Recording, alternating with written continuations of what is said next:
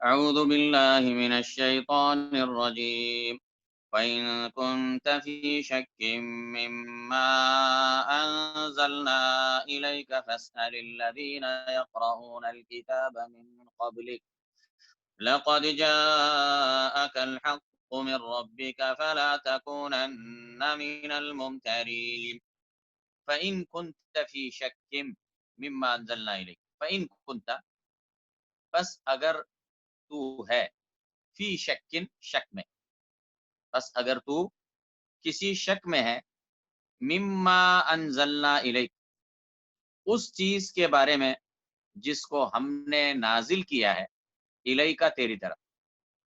اب اس میں خطاب بظاہر تو نبی صلی اللہ علیہ وسلم کی طرف ہے، نبی صلی اللہ علیہ وسلم سے اللہ مخاطب ہے، لیکن نبی کو خطاب کے ذریعے سے ساری امت کو، بلکہ ساری انسانیت کو خطاب، کہ بتانا یہ ہے کہ اگر تمہیں اس قرآن کے بارے میں شک ہے، یعنی اس بارے میں شک ہے کہ یہ کتاب اللہ کی طرف سے ہے، اس بارے میں اگر تمہیں کوئی شک ہے، فَإِن كُنتَ فِي شَكٍّ مِّمَّا أَنزَلْنَا إِلَيْكَ، بس اگر تو شک میں ہے اس چیز کے بارے میں جس کو ہم نے اتارا ہے تیری طرف، یعنی اس قرآن کے بارے میں، فَاسْأَلِ الَّذِينَ يَقْرَؤُونَ الْكِتَابَ مِن قَبْلِ، فَاسْأَل، تو پوچھ، فَاسْأَل، تو پوچھ، سوال سے ہے، تو سوال کر، فَاسْأَلِ الَّذِينَ، بس تو سوال کر، پوچھ، الَّذِينَ، ان سے جو، یقرؤون، پڑھتے رہے ہیں، قرأ یقرؤ قراءتن، قراءت کرنا، پڑھنا، قرأ یقرؤ قراءتن کا مطلب پڑھنا، بس تو سوال کر ان سے جو پڑھتے رہے ہیں، الکتابہ، کتاب کو، من قبلی کا، تجھ سے پہلے. تو اللہ کہہ رہا ہے اگر تمہیں شک ہے تو تم ان اہل کتاب کے علماء سے دریافت کرو جو پہلے سے کتاب کو پڑھتے آ رہے ہیں، یعنی تورات اور انجیل، جو سابقہ آسمانی کتابیں ہیں، جن کے پاس ان کا علم ہے، جو پہلے سے پڑھتے آ رہے ہیں، ان سے پوچھو، کیونکہ یہ اس لیے اللہ نے کہا کہ اہل کتاب کے پاس علم تھا، کیونکہ اللہ تعالیٰ نے ان کی کتابوں میں آخری نبی کے بارے میں خوشخبری اور بشارت دی ہے، اور ان کے آنے کے بارے میں بہت بعض صفات اور تفصیلات بتائی ہیں اور واضح کیا ہے. تو اسی لیے یہود و نصارہ کے علماء کو اچھی طرح معلوم تھا کہ جو ہے یہ آخری نبی کے آنے کا زمانہ ہو چکا ہے، اور جو ہے اس کی بہت سارے سیرت کی کتابوں میں اس کے دلائل موجود ہیں، اور ان کی کتابوں کے اندر یہ بات صاف طور سے لکھی ہوئی تھی، بلکہ اللہ کے نبی صلی اللہ علیہ وسلم کا نام بھی تھا، اللہ کے نبی صلی اللہ علیہ وسلم کی صفات بھی تھی، بلکہ ان کے بعثت کی جگہ کے بارے میں بھی تھا. تو ساری چیزیں تھی، اسی لیے بہت سارے جو صحیح نیت والے علماء اہل کتاب تھے، ان لوگوں نے ایمان لایا فوراً. جیسے کہ مدینے میں اللہ کے نبی صلی اللہ علیہ وسلم جب ہجرت کر کے مدینہ پہنچے تو حضرت عبداللہ بن سلام یہودیوں کے بہت بڑے عالم تھے. تو جیسے ہی انہوں نے نبی صلی اللہ علیہ وسلم کی بات سنی، آپ کا چہرے مبارک دیکھا اور آپ کی بات سنی، تو فوراً ان کے دل نے گواہی دی کہ یہ وہی نبی ہے جس کی خوشخبری ہمیں تورات کے اندر دی گئی ہے، اور وہ فوراً مسلمان ہو گئے. فَإِن كُنتَ فِي شَكٍّ مِّمَّا أَنزَلْنَا إِلَيْكَ، بس اگر تو شک میں ہے اس کتاب کے بارے میں جس کو ہم نے تیری طرف اتارا ہے، فَاسْأَلِ الَّذِينَ يَقْرَؤُونَ الْكِتَابَ مِن قَبْلِكَ، تو سوال کر ان سے جو پڑھتے رہے ہیں کتاب، من قبل کا، تجھ سے پہلے. لقد جاءك الحق من ربك، لقد، البتہ، تحقیق، جاءك الحق، آ چکا ہے تیرے پاس حق، من ربک، تیرے رب کی طرف سے. فلا تکونن، پس تو ہرگز نہ ہونا، فلا تکونن، پس تو ہرگز نہ ہونا، من الممترین، شک کرنے والوں میں سے. ممترین، امترا یمتری، امتران کا مطلب شک کرنا. تو ہرگز نہ ہونا شک کرنے والوں میں سے، یعنی یہ اللہ تعالیٰ کی کتاب ہے، اللہ تعالیٰ کی طرف سے اتارا ہوا کلام ہے، اور یہ حق ہے، اور اس میں کسی بھی قسم کے شک اور شبے کی گنجائش نہیں ہے، بس تو ہرگز نہ ہونا شک کرنے والوں میں سے. اور جیسا کہ میں نے بتایا یہ خطاب بظاہر نبی صلی اللہ علیہ وسلم سے ہے، لیکن حقیقت میں آپ کے ذریعے سے ساری انسانیت کے لیے ہے. وَلَا تَكُونَنَّ مِنَ الَّذِينَ كَذَّبُوا بِآيَاتِ اللَّهِ، وَلَا تَكُونَنَّ، اور تو ہرگز نہ ہونا، مِنَ الَّذِينَ كَذَّبُوا، ان میں سے جنہوں نے جھٹلایا، بِآيَاتِ اللَّهِ، اللہ کی نشانیوں کو، اللہ کی آیات کو، اور تو ہرگز نہ ہونا ان میں سے جنہوں نے جھٹلایا اللہ کی آیات کو، فتکون، ورنہ تو ہو جائے گا من الخاسرین، خاسرین میں سے، خاسرین میں سے یعنی خسارہ اٹھانے والوں میں سے، خسارہ کا مطلب ہے نقصان، یعنی ورنہ تو نقصان اٹھانے والوں میں سے ہو جائے گا، اس لیے کہ جو اللہ کی آیتوں کا انکار کرے گا، قرآن مجید کا انکار کرے گا، تو اس کا انجام یہ ہوگا کہ وہ اس دنیا میں بھی بدبختی والی زندگی گزارے گا، اور آخرت میں بھی وہ بدبخت ہوگا اور جہنم کا کندہ بنے گا۔ تو اس کے لیے اور اس سے بڑھ کے کوئی خسارہ نہیں ہے، تو اسی لیے اللہ نے وارننگ دی کہ ہرگز اللہ کی آیات کا انکار نہ کرنا، ورنہ خسارہ تیرا ہوگا۔ وَلَا تَكُونَنَّ مِنَ الَّذِينَ كَذَّبُوا بِآيَاتِ اللَّهِ، اور تو ہرگز نہ ہونا ان میں سے جنہوں نے جھٹلایا اللہ کی آیتوں کو، فَتَكُونَ مِنَ الْخَاسِرِينَ، ورنہ تو ہو جائے گا نقصان اٹھانے والوں میں سے۔ ان الذین حقت علیہم کلمۃ ربک، ان بے شک، الذین وہ، حقت علیہم جن پر حق ہوئی، حقت علیہم جن پر حق ہوئی یعنی جن پر سچ ہوئی، کلمۃ ربک بات تیرے رب کی، کلمۃ ربک یعنی تیرے رب کا کلمہ جن پر سچ ہوا، حق ہوا، لا یؤمنون، وہ ایمان نہیں لائیں گے، یعنی جن کے بارے میں اللہ تعالیٰ کے علم میں یہ بات موجود ہے، اللہ تعالیٰ کے علم میں یہ ہے کہ یہ لوگ ایمان نہیں لائیں گے، تو ایسے لوگ ایمان نہیں لا سکتے۔ ان الذین حقت علیہم کلمۃ ربک، بے شک وہ لوگ جن پر حق ہوا تیرے رب کا کلمہ،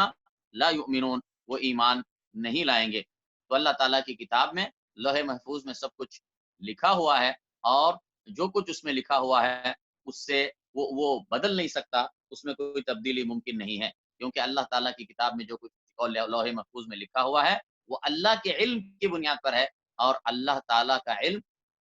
غلط نہیں ہو سکتا۔ ولو جاءتہم، اور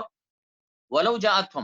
اور اگرچہ کہ آ جائے ان کے پاس، یعنی پیچھے سے اس کا تعلق ہے، ان الذین حقت علیہم کلمۃ ربک، بے شک وہ لوگ جن پر حق ہوا ہے تیرے رب کا کلمہ، لا یؤمنون، وہ لوگ ایمان نہیں لائیں گے، ولو جاءتہم کل آیہ، اور اگرچہ کہ آ جائے ان کے پاس ہر ایک نشانی، یعنی ایسے ضدی لوگ یہ کبھی ایمان نہیں لائیں گے، اگرچہ کہ ان کے پاس ہر قسم کی نشانیاں، ہر قسم کے معجزات ان کے سامنے آ جائیں، ان کو دیکھ لیں، پھر بھی وہ ایمان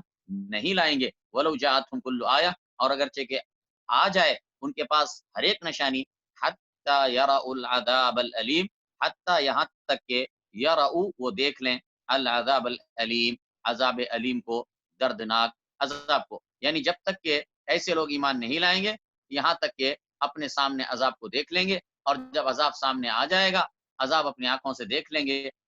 تو وہ اس وقت ایمان لانا چاہیں گے، لیکن اس وقت ایمان لانا قابل قبول نہیں ہوتا۔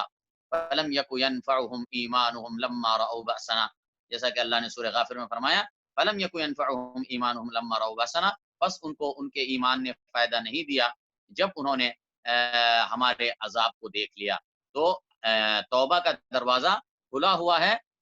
اس سے پہلے کہ سامنے اللہ کا حتمی عذاب سامنے آ جائے،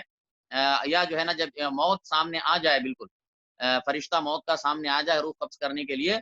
اس سے پہلے تک ایمان کا، توبہ کا دروازہ کھلا ہے، لیکن جب موت کا فرشتہ آ جائے گا یا اللہ تعالیٰ کا عذاب نازل ہو جائے گا، تو پھر اس کے بعد توبہ کا دروازہ بند ہو جاتا ہے۔ اور اس میں یہ سبق ہے کہ انسان کو چاہیے کہ وہ توبہ میں دیری نہ کرے۔ ولو جاءتہم کل آیہ، اور اگرچہ کہ آ جائے ان کے پاس ہر ایک نشانی، حتی یروا العذاب العلیم، یہاں تک کہ وہ دیکھ لیں، یروا، رآ یرا سے ہے، یروا، یہاں تک کہ وہ دیکھ لیں العذاب العلیم، دردناک عذاب۔ فلولا کانت قریۃ آمنت، بس کیوں نہیں ہوئی، قریۃ ایسی کوئی بستی، آمنت کہ جس نے ایمان لایا، فنفعها ایمانها، پھر نفع دیا ہو اس کو اس کے ایمان نے، فنفعها، پھر نفع دیا ہو اس کو، ایمان ہو اس کے ایمان لانے نے، الا قوم یونس، سوائے قوم یونس کے، لما آمنو، جب انہوں نے ایمان لایا، کشفنا عنہم، تو ہم نے دور کر دیا، کشفنا، تو ہم نے دور کر دیا، عنہم ان سے، عذاب الخزی، رسوائی کے عذاب کو، فی الحیات الدنیا، دنیاوی زندگی میں، ومتعناہم، اور ہم نے ان کو ساز و سامان دیا، الی حین، ایک وقت تک۔ تو اس میں اللہ تعالیٰ نے یہ بتایا ہے اس آیت میں کہ پہلے جو اوپر آیت آئی تھی جس میں اللہ تعالیٰ نے یہ بتایا کہ جب کسی قوم کے اوپر اللہ تعالیٰ کا عذاب پہنچ جاتا ہے، نازل ہو جاتا ہے، پھر اس کے بعد اگر وہ ایمان لاتے ہیں تو ان کا ایمان قابل قبول نہیں ہے. جیسا کہ آپ اسی سورہ میں پڑھ چکے ہیں کہ جب فرعون ڈوب رہا تھا، ڈوبنے لگا تھا، تو اس نے کہا میں اس رب پر ایمان لاتا ہوں، اسی الہ پر ایمان لاتا ہوں جس پر بنو اسرائیل نے ایمان لایا ہے اور میں فرمانبردار ہوں. اس سے کہا گیا آن کیا بھی ایمان لاتا ہے، وقد عصیت قبل، جبکہ تو نے اس سے پہلے نافرمانی کی تھی، وکنت من المفسدین، اور تو بڑا مفسد تھا. اس وقت کا ایمان قابل قبول نہیں ہوتا. لیکن اس سے اس عام قاعدے سے قوم یونس مستثنا، یہ اللہ کی مرضی. اللہ تعالیٰ نے قوم یونس کو موقع دیا ایک چانس. تو قوم یونس کا قصہ یہ ہے کہ یونس علیہ السلام جو نینوا نامی عراق کے ایک شہر نینوا میں مبعوث ہوئے تھے، انہوں نے اپنی بستی میں لوگوں کو اسلام کی طرف دعوت دی، اللہ کی طرف بلایا، لیکن بستی والوں نے مسلسل انکار کیا اور جھٹلایا. کافی وقت گزر گیا. آخر میں اللہ تعالیٰ نے حضرت یونس کو بتایا کہ تمہاری قوم پر عذاب آنے والا. حضرت یونس علیہ السلام نے اپنی قوم کو بتایا. وہ اپنی قوم سے بہت ناراض تھے. انہوں نے اپنی قوم کو بتایا کہ دیکھو تم نے اللہ کا پیغام نہیں مانا، مجھ پر ایمان بھی نہیں لایا، اسی لیے تم پر فلاں وقت میں عذاب آنے والا ہے. اور یہ انہوں نے ان کو بتا کے وہاں سے وہ ناراض ہو کر اپنی قوم سے نکل گئے، بستی کو چھوڑ کے نکل گئے، جبکہ انہیں اللہ تعالیٰ کی طرف سے ابھی ان کو اللہ تعالیٰ نے کی طرف سے اذن نہیں ملی تھی بستی چھوڑ کر جانے. بعد میں جو ہے اللہ تعالیٰ کا عذاب آیا. یہ اللہ تعالیٰ کا عذاب اس طرح آیا کہ وہ بادل عذاب کے بادل اوپر امڑ آئے. تو قوم یونس گھبرا گئی اور وہ لوگ سب یونس علیہ السلام کو ڈھونڈنے لگے. یونس علیہ السلام موجود نہیں تھے، تو وہ کھلے جگہ میں آ گئے. سارے کے سارے بستی والے قوم یونس اپنے عورتوں کو بھی لایا، بچوں کو بھی لایا، یہاں تک کہ اپنے جانوروں کو، مویشیوں کو بھی جلایا. کھلے میدان میں لا کر سب گڑ گڑانے لگے، اللہ تعالیٰ سے معافی چاہنے لگے، توبہ کرنے لگے. تو اللہ تعالیٰ نے ان کے اوپر آتے ہوئے عذاب کو واپس کر دیا. اللہ تعالیٰ نے ان سے واپس عذاب واپس لے لیا. اور پھر اس کے بعد یونس علیہ السلام کو جب اس کی اطلاع ہوئی تب انہوں نے یہ مناسب نہیں سمجھا کہ وہ اپنی بستی کو واپس آئیں، اس لیے کہ وہ اپنی قوم سے پہلے جو ہوا اس پر ناراض تھے. اور بعد میں جو ان کا واقعہ ہوا کہ وہ مچھلی کے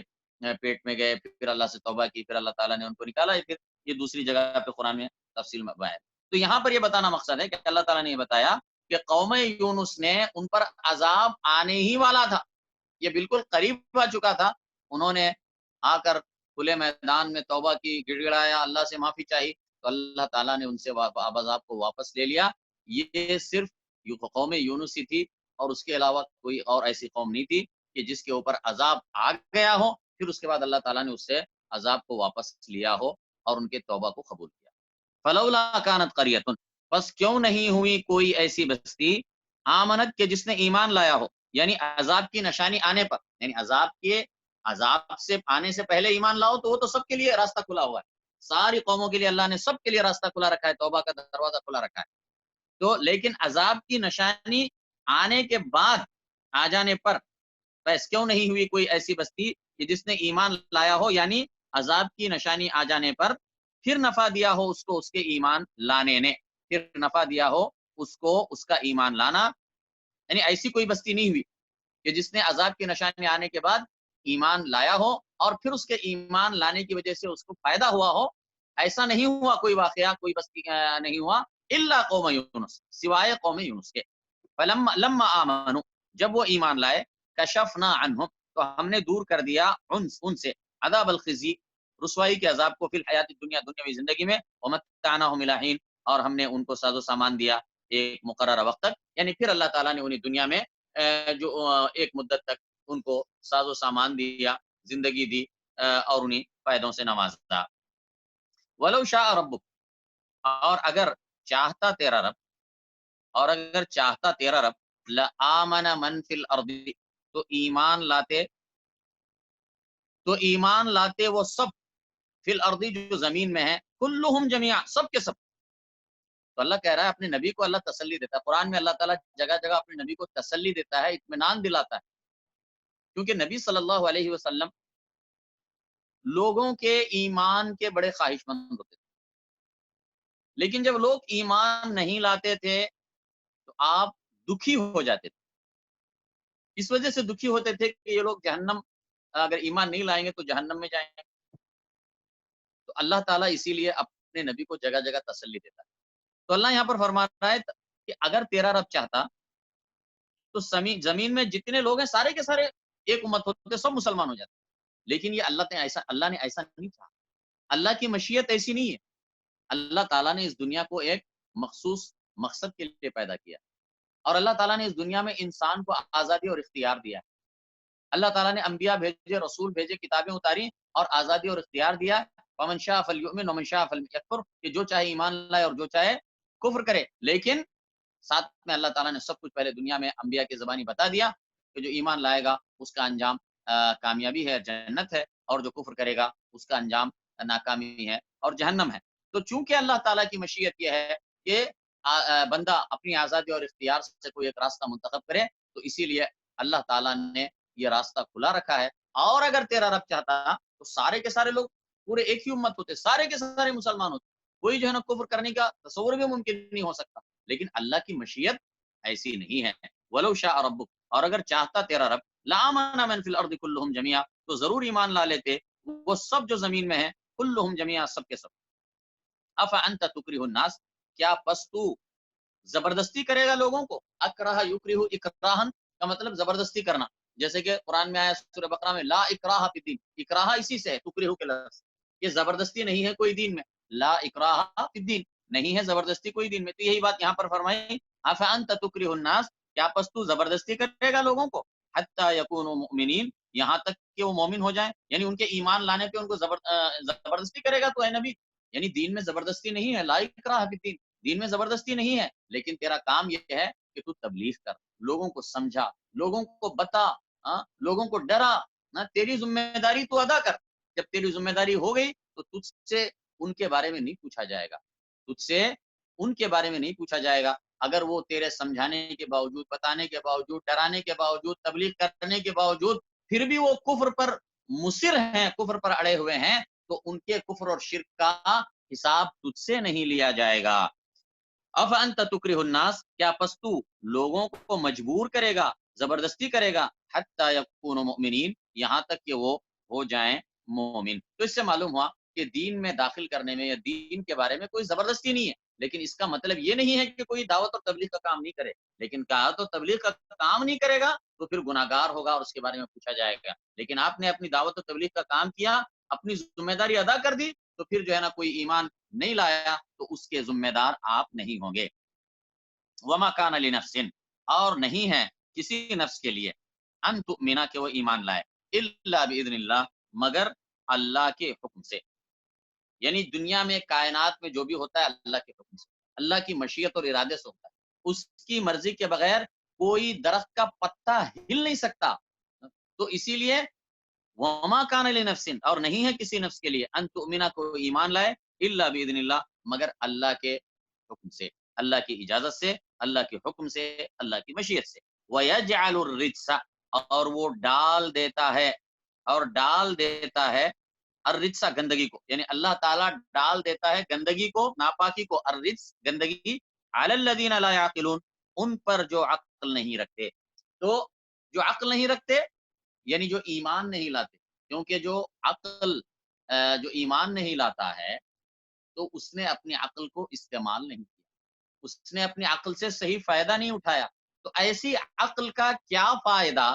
اللہ تعالیٰ نے عقل دی ہے انسان کو، لیکن اس عقل کا کیا فائدہ کہ جس عقل نے اسے اللہ تعالیٰ کی توحید تک نہیں پہنچایا، جس عقل نے اس انسان کو، اسے نبی صلی اللہ علیہ وسلم کی صداقت تک نہیں پہنچایا، نبی صلی اللہ علیہ وسلم پر، اللہ اور رسول پر ایمان لانے تک اس کی رہنمائی نہیں کی، تو ایسی عقل کا کیا فائدہ ہے؟ تو ایسی عقل نہ ہونے کے برابر. اسی لیے اللہ تعالیٰ نے دوسرے مقام پر کیا فرمایا؟ کافروں کے بارے میں یوں فرمایا، انہم الا کالانعام، یہ لوگ نہیں ہیں مگر جانوروں کی طرح، بل ہم اضل، بلکہ وہ ان سے بھی زیادہ بدتر ہے، کیونکہ جانور کو تو اللہ نے عقل نہیں دی، وہ تو صرف اپنا کھاتا پیتا اور زندگی گزارتا ہے اور پھر مر جاتا ہے، تو اس کو اللہ تعالیٰ نے ایسے ہی بنایا ہے، لیکن انسان کو اللہ نے عقل دی ہے، پھر بھی وہ جو ہے جانور کی طرح رہنا پسند کرتا ہے، تو یہ ظاہری بات ہے کہ وہ جانور سے بھی بدتر ہو گیا، تو اسی لیے فرمایا وَيَجْعَلُ الرِّجْسَ، اور ڈال دیتا ہے گندگی کو عَلَى الَّذِينَ لَا يَعْقِلُونَ، ان پر جو عقل نہیں رکھتے، تو گندگی کو ڈال دیتا ہے، مراد یہ ہے یا تو یعنی گندگی ان پر ڈال دیتا ہے، یعنی ان کو کفر اور شرک کے اوپر وہ مصر ہو جاتے ہیں، اور یہ کفر اور شرک خود گندگی ہے، یا دوسرا مطلب الرجس یہ ہوتا ہے کہ عذاب، یعنی اللہ تعالیٰ عذاب ان پر ڈالتا ہے، یعنی ان کو عذاب میں ڈالتا ہے جو عقل نہیں رکھتے، یا یعنی جو ایمان نہیں لاتے اور اپنی عقل کا صحیح استعمال نہیں کرتے، تو اسی لیے یہ عقل جو اللہ تعالیٰ نے انسان کو جو ممتاز بنایا ہے دوسری جو مخلوقات سے، زمین کے اوپر جو دوسری مخلوقات ہیں ان سے ممتاز کرنے والی، انسان کو عزت عطا کرنے والی جو چیز ہے وہ عقل ہے، اور اس عقل کا صحیح استعمال کرنا، اس سے صحیح فائدہ اٹھانا، یہ انسان کے لیے ضروری ہے۔ وَيَجْعَلُ الرِّجْسَ عَلَى الَّذِينَ لَا يَعْقِلُونَ، اور وہ ڈال دیتا ہے ناپاکی کو ان لوگوں پر جو عقل نہیں رکھتے۔ قُلِ انظُرُوا مَاذَا فِي السَّمَاوَاتِ وَالْأَرْضِ، کہہ دے تم دیکھو، انظروا نظر ينظروا سے امر کا صیغہ ہے جمع کا، تم سب دیکھو، ماذا فی السماوات والارض، کیا کچھ ہے، ماذا کیا کچھ ہے، فی السماوات والارض زمین اور آسمان میں، یعنی اللہ کہہ رہا ہے عقل کو استعمال کرو، ایسا دیکھو، عقل والا دیکھنا، غور و فکر کرو، تدبر کرو، ذرا نظریں دوڑاؤ آسمان پر، زمین پر، اور ان کے درمیان جو بھی اللہ تعالیٰ کی مخلوقات ہیں، یہ سورج، یہ چاند، یہ ستارے، اور اسی طریقے سے یہ زمین، اور زمین کے اوپر کی یہ مخلوقات بے حد و حساب جو اللہ تعالیٰ کی بنائی ہوئی مخلوقات، یہ انسان، یہ جانور، یہ چوپائے، یہ پرندے، اور اسی طریقے سے کیڑے مکوڑے، چونٹیاں، اور بے شمار مخلوقات ہیں، اور پھر زمین کے اندر کے خزانے، یہ ساری چیزوں پر غور کرو، یہ کس نے بنائے ہیں، کہاں سے آئے ہیں، ان کا بنانے والا ایک اللہ ہے، اور وہ بڑی طاقت والا ہے، قدرت والا ہے، تو اسی کی عبادت کرو، غور و فکر کرو، یہ آسمان اور زمین کے اوپر غور و فکر کرو، یہ تمہارے لیے اللہ تعالیٰ کی یہ کیا ہیں، یہ نشانیاں ہیں تمہارے سامنے، یہ سب اللہ تعالیٰ کی طرف دعوت دیتی ہیں، یہ ساری نشانیاں تمہیں اللہ کے بارے میں بتاتی ہیں، اللہ کے بارے میں تم سے بولتی ہیں، بات کرتی ہیں، یہ اللہ کی نشانیاں ہیں۔ فرمایا قُلِ انظُرُوا، کہہ دے انظُرُوا، دیکھو ذرا، ماذا فی السماوات والارض، کیا کچھ ہے آسمان اور زمین میں، کیسے نعوذ باللہ بدبخت ہیں وہ لوگ، کیسے کمعقل ہیں وہ لوگ کہ جو اس دنیا میں رہتے ہوئے، اس زمین پر رہتے ہوئے، اس زمین اور آسمان کے نشانیوں کو دیکھتے ہوئے بھی وہ ایسے اس پر سے گزر جاتے ہیں جیسے نہ انہوں نے دیکھا، نہ انہوں نے اس کو سمجھا، اور پھر وہ اپنے کفر پر، شرک پر، نافرمانی پر اڑے رہتے ہیں، والعیاذ باللہ۔ وما تغنی الآیات والنذر عن قوم لا یؤمنون، وما تغنی الآیات والنذر، اور نہیں کام دیتی، اغنا یغنی، اغنان کا مطلب کام دینا، فائدہ دینا، وما تغنی، اور نہیں فائدہ دیتی، الآیات نشانیاں، والنذر، اور ڈراوے، عن قوم، اس قوم کو، لا یؤمنون جو ایمان نہیں لاتے، یعنی جو ایسے ضدی لوگ ہیں جو ایمان نہیں لانا چاہتے، ضد میں ہیں، اڑے ہوئے ہیں، ہٹ دھرمی پہ آئے ہوئے ہیں، ایسے لوگوں کو کوئی چیز فائدہ نہیں دیتی، نہ نشانیاں ان کو کام آتی ہیں، نہ ڈراوے ان پر کام آتے ہیں۔ نشانیاں، یہ جو آسمان اور زمین کی ساری چیزیں ہیں، جیسا کہ میں ابھی بتا رہا تھا، تو یہ ساری چیزیں جو ہے نا انسان کے لیے، یہ اللہ تعالیٰ کی نشانیاں ہیں جو اللہ تعالیٰ کی توحید پر دلالت کرتی ہیں، اللہ تعالیٰ کے علم اور قدرت پر دلالت کرتی ہیں، جو ان کو دیکھ کر بھی جو ہے ان پر ایمان نہ لائے، تب اس کو آپ کیا کہیں، ایسے لوگوں کو یہ نشانیاں کچھ فائدہ نہیں دیتی۔ اسی طریقے سے یہ ڈراوے، النذر، ڈراوے کیا ہیں، نذر کا مطلب ہے جیسے اللہ تعالیٰ نے قرآن مجید میں وعیدیں سنائی ہیں کہ جو ایمان نہیں لائیں گے، ان کے اوپر اللہ کا عذاب آ سکتا ہے، اور جو ایمان نہیں لائیں گے تو قیامت کے دن اللہ تعالیٰ نے ایسے کفار کے لیے جہنم تیار کر رکھی ہے، اور اللہ تعالیٰ نے اسی طرح، یہ ڈراوے ہیں اللہ کے، اسی طرح اللہ تعالیٰ نے پچھلی قوموں کے قصے بیان فرمائے، قوم نوح کے اوپر اللہ کا عذاب آیا، قوم فرعون کے اوپر اللہ تعالیٰ کا عذاب آیا، قوم ہود پر، یعنی قوم عاد پر جو ہود علیہ السلام کی قوم ہے، قوم سمود پر جو صالح علیہ السلام کی قوم ہے، قوم لوط پر، ہاں اللہ تعالیٰ کے عذابات ہے، اللہ تعالیٰ نے ان سب کا قرآن میں ذکر کیا اور ڈرایا لوگوں کو. یہ سب کیا ہے؟ النذر ہیں. تو لیکن جو ایمان نہیں لانا چاہتے، جنہوں نے اپنے کان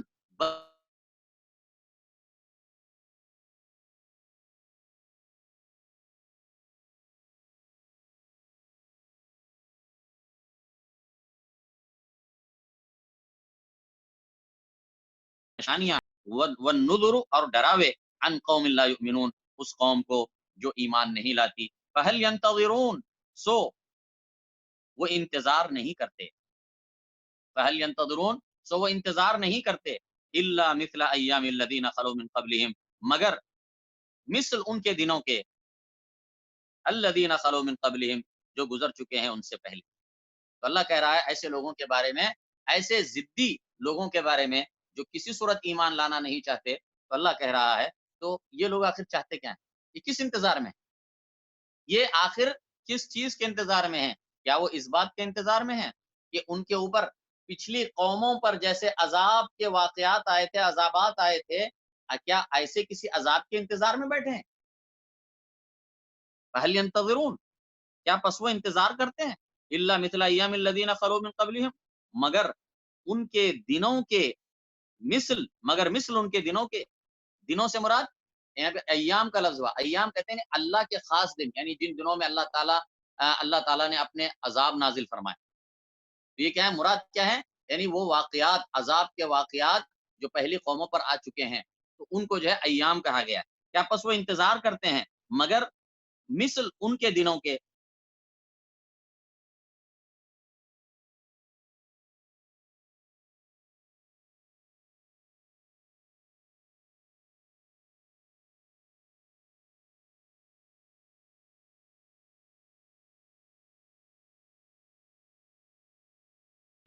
تم انتظار کرو. انی معکم من المنتظرین، انی بے شک میں معکم تمہارے ساتھ من المنتظرین منتظرین میں سے ہوں، انتظار کرنے والوں میں سے ہوں. ثم ننجی رسولنا ثم پھر ننجی ہم نجات دیتے ہیں رسولنا ہمارے رسولوں کو، ہمارے پیغمبروں کو. یعنی اللہ کا جب عذاب آتا ہے تو اللہ تعالیٰ جب کسی قوم پر عذاب نازل فرماتا ہے تو اللہ تعالیٰ نبی کو اور اہل ایمان کو نجات دیتا ہے. جیسے کہ اللہ تعالیٰ نے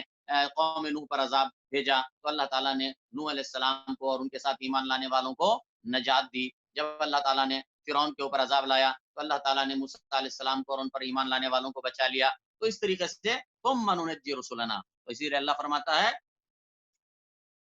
پھر ہم نجات دیتے ہیں ہمارے رسولوں کو، پیغمبروں کو. والذین آمنوا اور ان کو جنہوں نے ایمان لایا. کذالک اسی طرح حقا علینا حق ہے ہم پر ننجی المؤمنین کہ ہم نجات دیتے ہیں مومنوں کو. یعنی یہ ہمارے اوپر اللہ کہہ رہا ہے یہ ہمارے اوپر ذمہ داری ہے، یہ ہمارے اوپر حق ہے کہ ہم اہل ایمان کو نجات دیتے ہیں، اہل ایمان کو بچاتے ہیں عذاب سے، اور کفار اور مشرکین کو عذاب سے دو چار کرتے ہیں. ثم ننجی رسولنا پھر ہم نجات دیتے ہیں اپنے پیغمبروں کو. والذین آمنوا اور ان کو جنہوں نے ایمان لایا. کذالک حقا علینا ننجی المؤمنین اسی طرح حق ہے ہم پر کہ ہم نجات دیتے ہیں مومنوں کو. تو یہاں پر اکتفا کرتے ہیں. تو